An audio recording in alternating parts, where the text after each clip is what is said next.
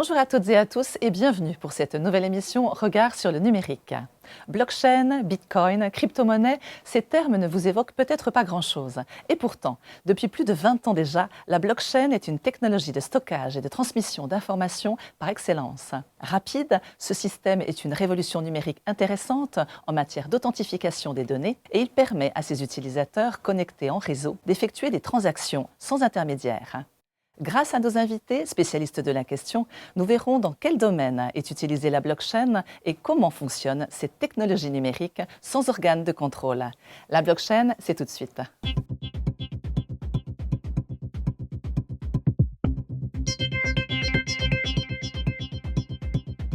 Bonjour messieurs et merci d'avoir accepté notre invitation. Victor de Monchaux, vous êtes PDG et cofondateur de la société Ambrosia, donc une société d'investissement de crypto-monnaie basée à Boulogne, donc on en reparlera tout au long de l'émission. Vous serez un peu notre référent sur la crypto-monnaie. Cyril Grinspan, vous êtes chercheur et également responsable du département finance à l'ESSILV, à l'école supérieure d'ingénieurs Léonard de Vinci à la Défense.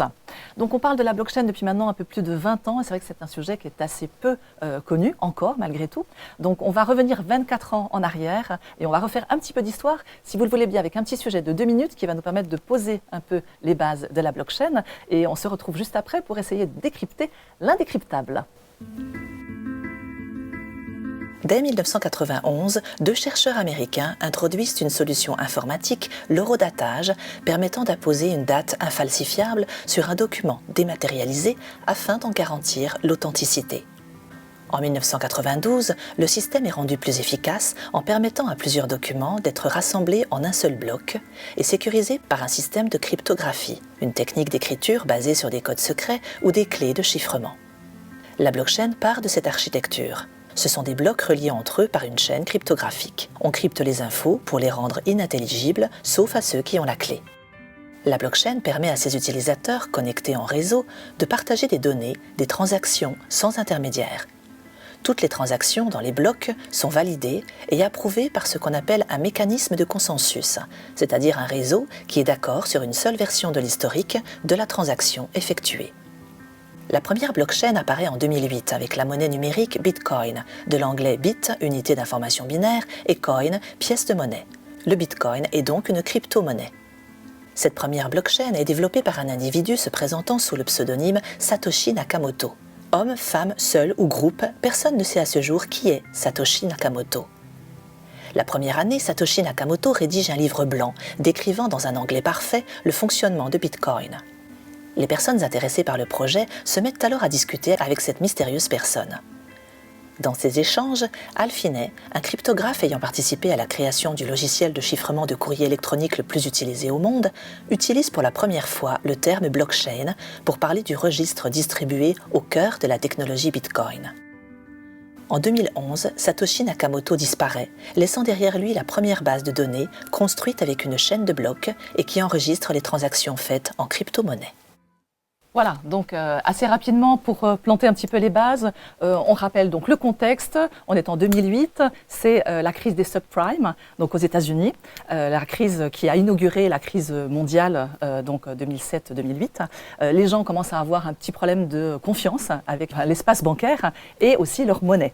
Donc finalement, la blockchain est arrivée à ce moment-là, est née de cela, avec l'idée d'un système un peu décentralisé. Alors Cyril Grinspan, la particularité de la blockchain, c'est bien ce système décentralisé. C'est le mot qui est important, le mot décentralisation. Tout est public, tout le monde voit tout, c'est des transactions et des informations qui finalement sont visibles par tous. Vous avez dit là vraiment la chose importante, c'est la décentralisation qui compte, c'est-à-dire se mettre d'accord, de parvenir à un consensus. Alors que dans un réseau, alors qu'il n'y a pas d'acteurs privilégiés qui occupent, disons, une voie, un poste prépondérant par rapport aux autres, se mettre d'accord sur un certain état du monde. Avant Satoshi Nakamoto, on savait faire, mais seulement dans le cadre de systèmes fermés.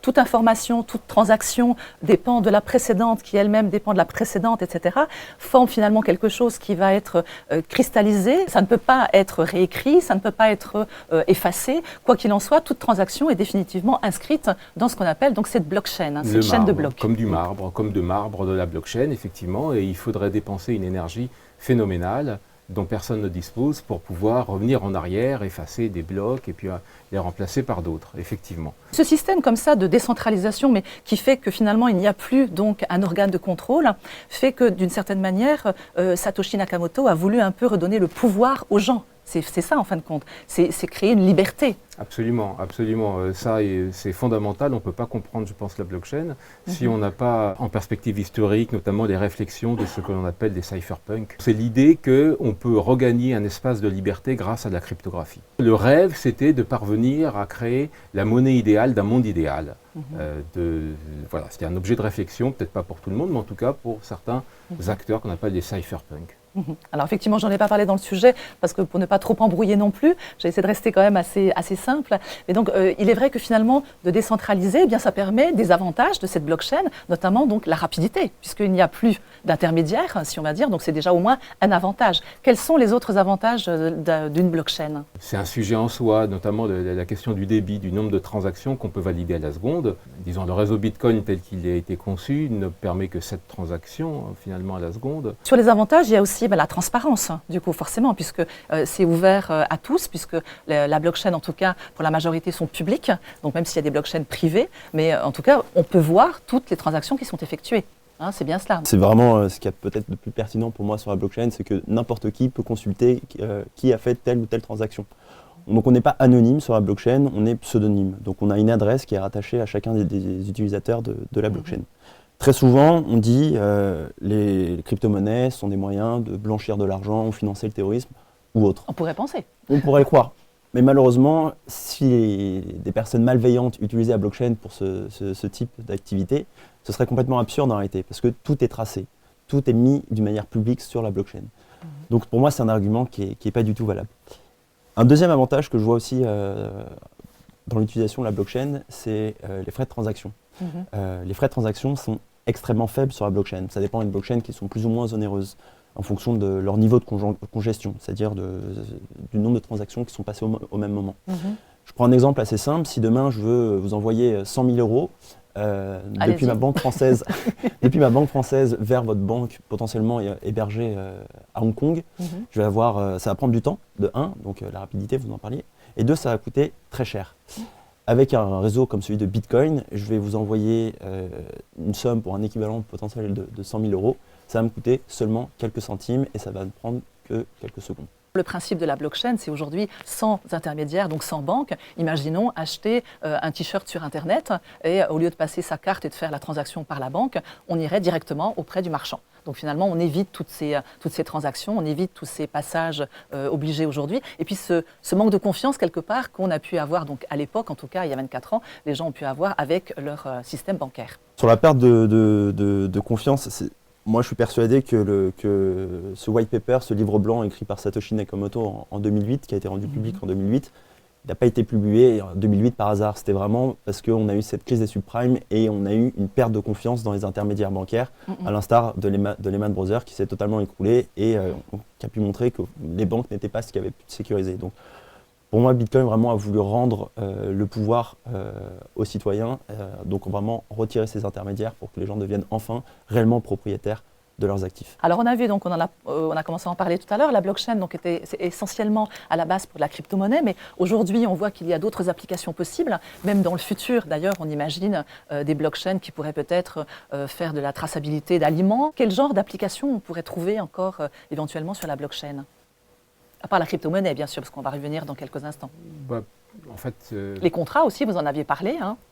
Oui, alors les smart contracts, essentiellement, là, voient leur champ d'application dans ce qu'on appelle la finance décentralisée, la DeFi, qui est toujours assez vivace. Il doit y avoir 1 milliard d'équivalents de dollars échangés par jour sur la DeFi, sur Ethereum. Malgré la crise, Satoshi Nakamoto n'utilisait pas le terme blockchain, il utilisait le terme timestamp server. Alors, et puis c'est sur un forum de discussion où finalement, effectivement, Alphine, qui cherchait à comprendre, qui a fait beaucoup pour Bitcoin, parce que c'était un grand cryptographe américain, ça aurait pu rester finalement des discussions sur des forums sans rien. Et puis effectivement, il y a des gens un peu bien intentionnés ou disons curieux qui ont trouvé l'idée intéressante, qui ont cherché à savoir. Donc parmi eux, il y avait Alfiné. Et Alfiné a parlé de blockchain, de chaîne de blocs finalement. Alors après, le mot a été extrêmement populaire. Il y a eu la une de The Economist en 2015 qui parlait de blockchain, the trust machine, la machine à donner de la confiance, parce qu'il y a eu toute une... Donc à cette époque-là, il y a eu toutes sortes de start-up qui se sont créées pour essayer de... disons qui ont vendu le mot blockchain aux uns et aux autres en les faisant rêver aussi des investisseurs pour lever de l'argent et pour faire, disons... D'ailleurs, on voit aujourd'hui que ça marche très bien. Hein. Il suffit de mettre blockchain quelque part et d'un seul coup, paf, tout de suite. Hein. C'est un petit peu moins le cas. C'était particulièrement le cas en 2017. Effectivement, n'importe quelle entreprise qui a ajouté un petit peu de blockchain au-dessus de son concept, c'était une valorisation qui était multipliée par 2 ou par 3. Ouais. Aujourd'hui, c'est un petit peu moins le cas. Voilà, donc c'est finalement une façon de présenter des données qui sont enregistrés dans des blocs et des blocs qui se suivent les uns à la suite des autres. C'est rien d'autre que ça. Ce qui est surtout important, c'est le mécanisme qui va permettre de valider les blocs. Et alors, là, il y en a qui sont vraiment radicalement différents. Il y a donc ce mécanisme qui est donc ce consensus de Nakamoto, qui est très énergivore, donc, qui est celui du Bitcoin, mais qui donc permet finalement une décentralisation maximale parce que n'importe qui peut rentrer et sortir du réseau sans rien demander à personne. On peut se connecter et on n'a pas besoin de montrer patte blanche, de dire qui on est. N'importe qui peut rentrer, sortir et chercher à valider des blocs ou juste à passer de l'information et puis partir. Donc ça, c'est vraiment l'état maximal de décentralisation. On aime ça. Par ailleurs, le réseau Bitcoin, tel qu'il a été conçu au départ, c'était « voici de l'argent, servez-vous ». C'est-à-dire, n'importe qui pouvait rentrer et utiliser le logiciel pour miner des Bitcoins et puis donc en gagner soi-même. Alors vous parlez d'un terme, excusez-moi je vous coupe parce qu'il faut quand même qu'on puisse le replacer un petit peu. Vous parlez de miner des blocs, donc le minage de blockchain, enfin de blocs. Qu'est-ce que ça veut dire? Donc effectivement il y a des blocs qui se suivent avec des transactions qui dépendent encore une fois précédentes, etc. Donc à un moment donné des gens vont arriver à récupérer de l'argent lorsqu'ils vont valider finalement un bloc. Hein, donc oui. Et ça s'appelle donc miner un bloc, de le valider. Alors comment ça se passe? Comment on valide un bloc et comment on récupère, si on veut bien, de l'argent sur ces blocs? Sur Bitcoin, donc il faut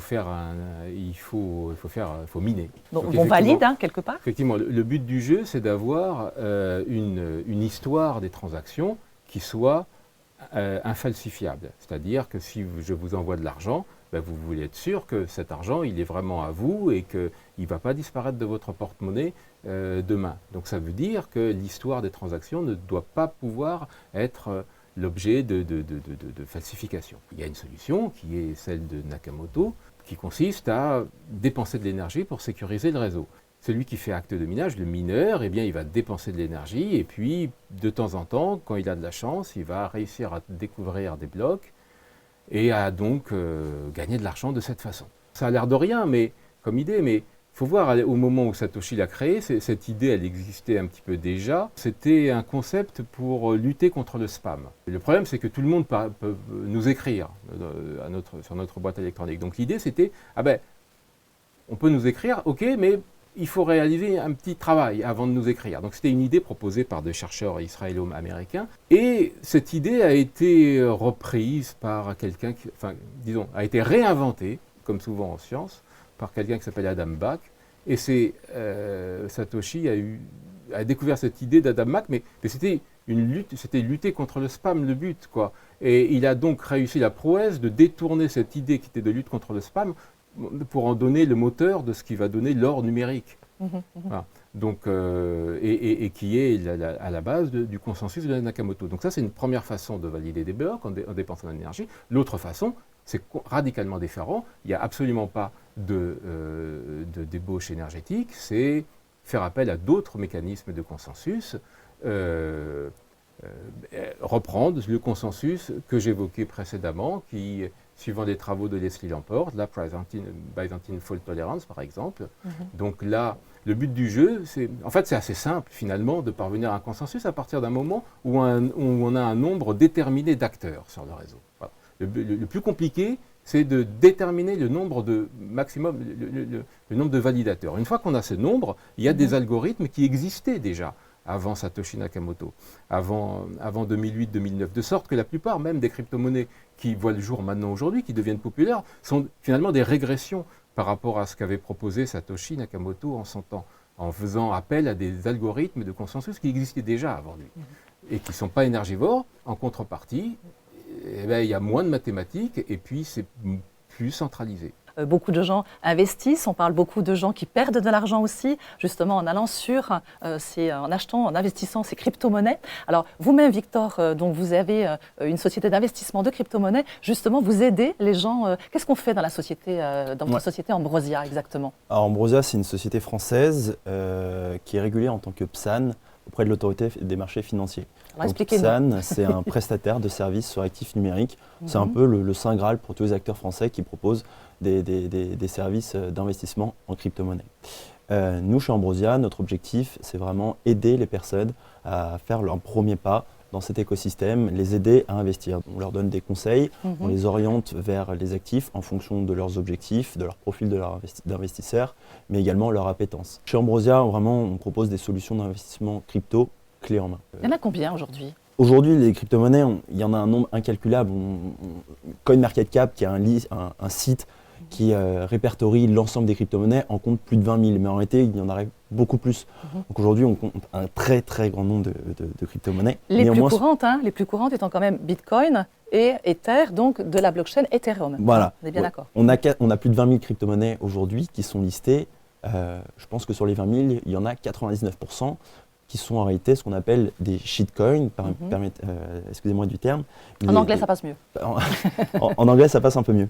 Tout simplement parce que ce sont des crypto-monnaies qui ne reposent sur rien, en fait. Il n'y a pas de projet derrière, il n'y a pas une équipe qui essaye de construire quelque chose ou d'apporter quelque chose de nouveau.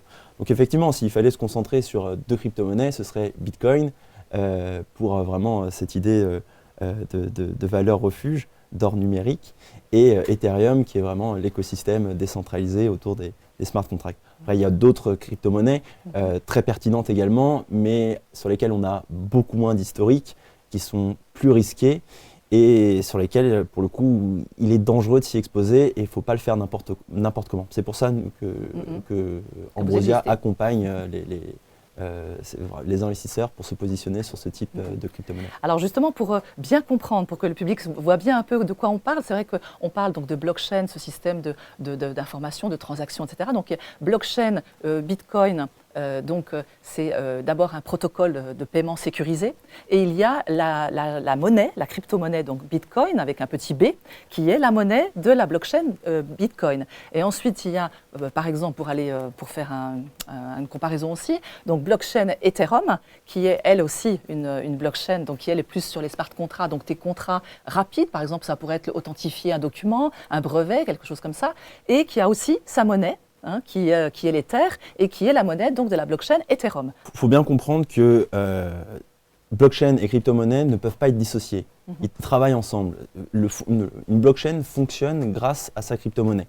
On parlait du processus de minage qui consiste à faire tourner des ordinateurs qui répondent à des équations pour sécuriser le réseau. Ces ordinateurs tournent 24 heures sur 24, consomment effectivement beaucoup d'énergie, mais quel serait l'intérêt de ces personnes de faire tourner des ordinateurs rendre obsolètes et des cartes graphiques et dépenser et avoir des factures électriques énormes sans avoir de récompense. Donc c'est cette récompense en Bitcoin qui incite les gens du coup à sécuriser une blockchain. Donc on a le cas de la blockchain Bitcoin, effectivement, on a Bitcoin avec un grand B pour la blockchain et petit b pour la crypto-monnaie, mais vous l'avez dit, il y a également la blockchain Ethereum avec la crypto-monnaie Ether, on va avoir la blockchain Polkadot avec le jeton DOT, le coin DOT.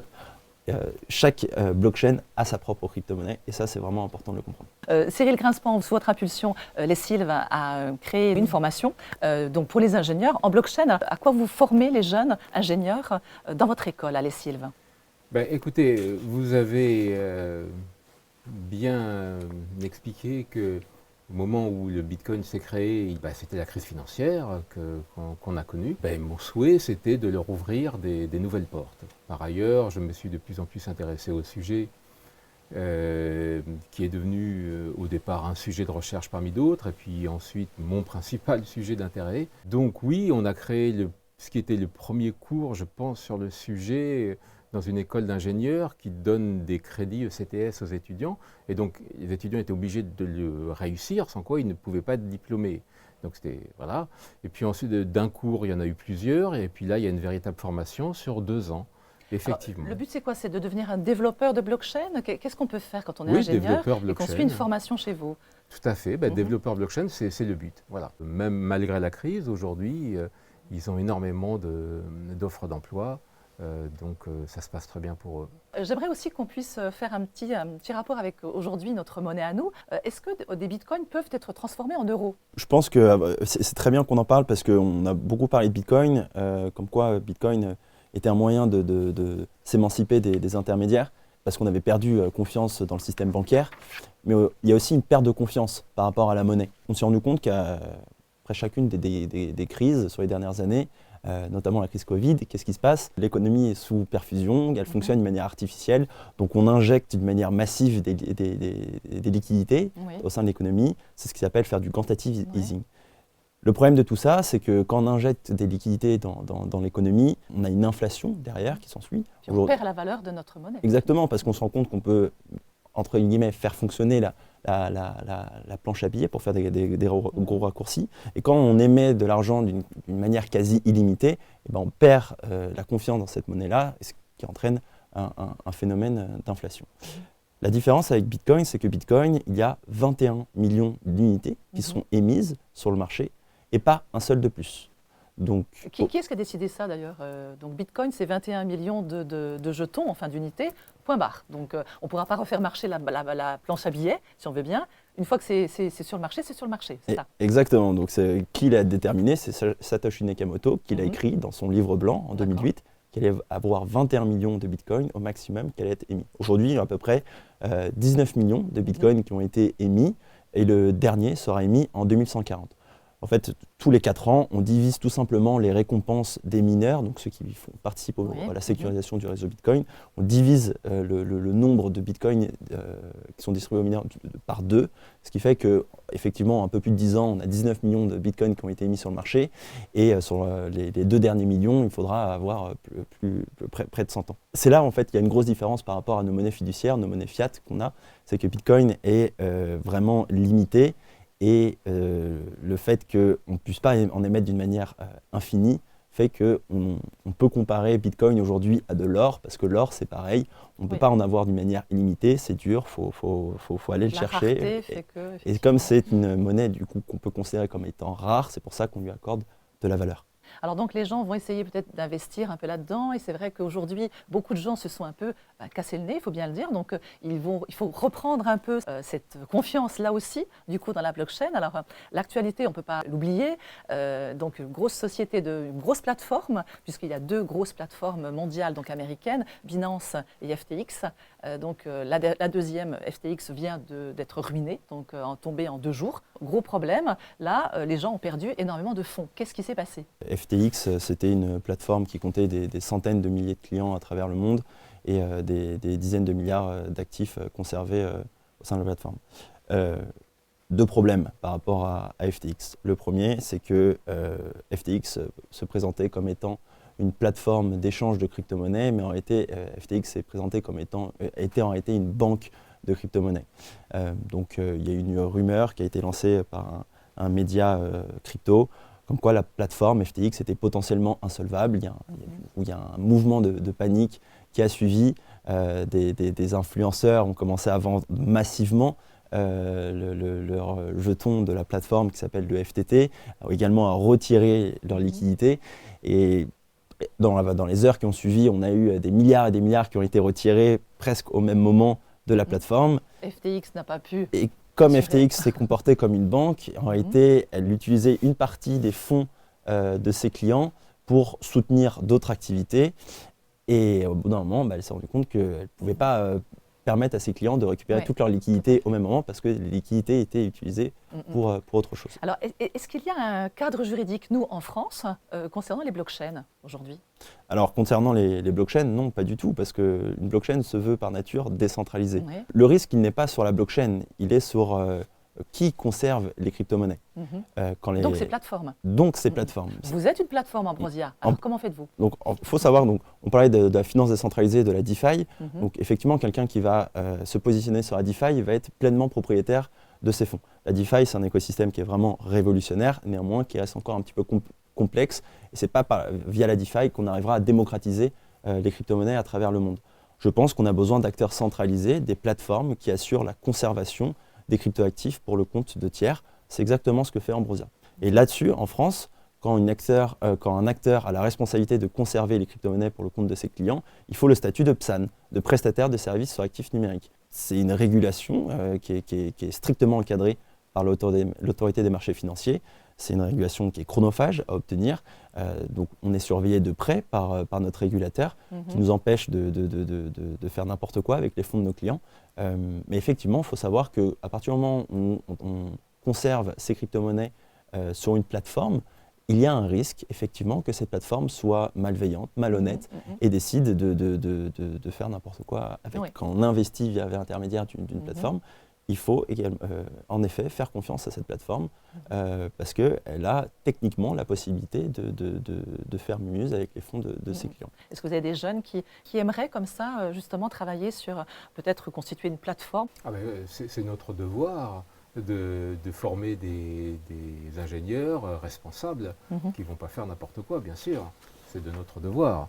Donc là, je n'ai pas eu l'occasion encore de parler de FTX avec les étudiants. Il est nécessaire d'en parler. Il y a eu, disons, quelque chose d'un peu général que l'on observe en économie.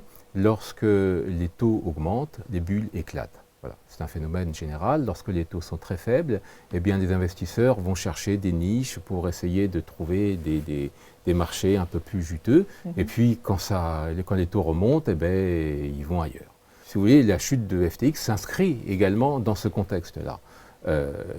Par ailleurs, l'homme à la tête de FTX était un escroc, il faut le dire quand même, un escroc qui n'est toujours pas inquiété par la justice américaine, qui doit plusieurs milliards de dollars à ses principaux créanciers, qui a effectivement fait n'importe quoi avec l'argent de ses clients, parce que en fait une plateforme, elle peut faire mumuse, elle dispose de la possibilité de créer des jetons, des jetons de X ou Y, de gouvernance, de je ne sais quoi. Elle a la possibilité de créer comme ça des jetons, et une fois qu'elle l'a, et bien après, ça a une valeur de marché, c'est valorisé, et puis une autre société dont il avait le contrôle pouvait l'utiliser, et puis donc il y avait effectivement une façon de gérer les comptes qui était absolument hallucinante d'après ce qu'on a vu, d'après les premiers échanges dont nous ont fait part le liquidateur de FTX, qui se trouvait être le même qu'a liquidé Enron par le passé. Je ne sais pas si vous vous rappelez de la chute d'Enron, c'était dans les années 2000. C'est deux événements finalement qui sont un peu semblables, la chute d'Enron et la chute de FTX, ne serait-ce que parce que c'est le même liquidateur. Au moment d'Enron, il y a eu la chute de la société qui, en gros, fermait les yeux sur les comptes, qui s'appelait Arthur Andersen. Je ne sais pas si vous avez entendu parler de cette société qui a disparu, qui était une énorme société de conseil, pour avoir trempé dans ces magouilles de Enron, a fait faillite à la suite d'Enron, et les dirigeants d'Enron sont maintenant soit décédés, soit en prison, actuellement encore. Et puis il y avait également, disons, des soupçons de corruption avec le monde politique, à l'époque le monde Bush pour Enron. Ici c'est un peu pareil, c'est-à-dire que vous avez en même temps le fondateur escroc de FTX, qui est le second plus gros donateur du Parti démocrate américain aujourd'hui. Et on observe des articles de complaisance dans les médias américains, qui au lieu d'expliquer qu'il y a 3,5 milliards de dollars qui sont partis en fumée, présentent toujours le fondateur comme quelqu'un de sympathique, etc., et qui vit toujours aux Bahamas, aux dernières nouvelles. Les plateformes sont censées démocratiser aussi un petit peu les crypto-monnaies, mais pour une blockchain, si je reviens à la blockchain, donc on connaît effectivement blockchain Bitcoin, blockchain Ethereum, ils sont quand même les plus connus, mais si demain on voulait choisir une autre blockchain, qu'est-ce qui nous prouve que c'est une bonne blockchain ? Généralement, quand on se pose la question est-ce qu'une blockchain est pertinente ou pas, il y a 3 questions à se poser. Un, la scalabilité, c'est-à-dire le nombre de transactions qui peuvent être passées sur la blockchain. On disait que 7 transactions pouvaient être passées chaque seconde sur la blockchain Bitcoin. Pour d'autres blockchains, on parle de plusieurs dizaines de milliers de transactions. 2, le niveau de décentralisation de la blockchain. Est-ce qu'une blockchain est décentralisée ou pas, ou est-ce qu'elle l'est un peu moins? Si on voulait justement protéger ces crypto-monnaies aujourd'hui, comment on ferait? Pour sécuriser ces crypto-monnaies, le meilleur moyen, c'est de les conserver à froid. Ce qu'on appelle sur un hardware wallet. On a une start-up française qui le fait très très bien, qui propose ces petits portefeuilles pour permettre aux investisseurs crypto de devenir pleinement propriétaires de leur crypto-monnaie. Parce qu'en réalité, c'est ce que je disais à l'instant, quand on investit dans la crypto-monnaie et qu'on passe par l'intermédiaire d'une plateforme et que cette plateforme conserve les crypto-monnaies, l'investisseur n'est pas réellement propriétaire des fonds. C'est parce que la plateforme a la main dessus. La Ledger, la start-up française, qui permet aux investisseurs de devenir pleinement propriétaires, en réalité, met à disposition sur le marché des petites clés, qui ressemblent à des clés USB, où en réalité les investisseurs vont pouvoir, grâce à cette clé, déposer directement leurs fonds sur la blockchain et ne pas dépendre d'une plateforme centralisée comme FTX, dont on parlait à l'instant. On a parlé de blockchain Bitcoin qui était assez énergivore, bien que proportionnellement à ce qu'elle fait, il faut aussi relativiser. Mais malgré tout, est-ce qu'on verra un jour une blockchain éco-responsable? Oui, donc effectivement, Bitcoin consomme beaucoup d'énergie à cause du processus de minage.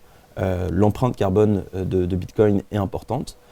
Néanmoins, quand on critique l'empreinte carbone de Bitcoin, il faut aussi la comparer à ce que peuvent consommer d'autres activités que consomment les guirlandes électriques à Noël aux États-Unis. C'est plus de 10 fois la consommation de Bitcoin. Quelle est l'empreinte carbone des serveurs YouTube? On parle de 20 fois la consommation électrique de Bitcoin. Donc oui, Bitcoin consomme, mais comparons cette consommation à d'autres secteurs. Bitcoin ne représente pas toutes les crypto-monnaies. Oui. Et la grande majorité des crypto-monnaies aujourd'hui fonctionnent sur un autre type de sécurisation qui se sécurise d'une autre manière, qui s'appelle le proof of stake, la preuve d'enjeu, qui est un mécanisme qui est beaucoup moins énergivore. On parle de 99,9999% d'énergie en moins consommée. La blockchain Ethereum a migré récemment. Elle fonctionnait comme la blockchain Bitcoin à l'époque. Aujourd'hui, maintenant, elle fonctionne sur ce système de proof of stake, de proof d'enjeu, qui consomme beaucoup moins d'énergie. Et la grande majorité des crypto-monnaies aujourd'hui fonctionnent sur ce type de blockchain. Donc Bitcoin consomme, mais Bitcoin ne représente pas tout le marché crypto. Donc on peut investir dans la crypto-monnaie sans pour autant avoir une empreinte carbone catastrophique. On va rester sur cette conclusion un peu positive. C'est vrai que le temps passe très vite. 40 minutes, c'est déjà c'est beaucoup et en même temps pas énorme pour un sujet comme celui-ci. En tout cas, merci d'avoir été aussi clair sur ce sujet de la blockchain et des crypto-monnaies. Donc si vous aussi vous souhaitez en savoir un petit peu plus, eh bien sachez que les médiathèques de Meudon vous proposent d'emprunter des ouvrages, notamment comme celui-ci, La blockchain pour les nuls de Tania Laurence, ainsi que Blockchain et crypto-monnaie de Primavera de Filippi aux éditions PUF, aux collections Que sais-je. Également Bitcoin et autres crypto-monnaies chez Larousse, d'un collectif. Les NFT en 40 questions. Alors, on n'en a pas parlé, mais effectivement, c'est encore aussi d'autres actifs que l'on peut trouver aussi sur les blockchains, et notamment blockchain Ethereum. Et puis donc un autre sur les NFT pour les nuls, de Tania Laurence toujours. Voilà, merci beaucoup en tout cas messieurs d'avoir apporté votre expertise. Merci au public de nous avoir accompagnés aujourd'hui, et quant à nous, on se retrouve bientôt pour une prochaine émission et d'autres regards sur le numérique.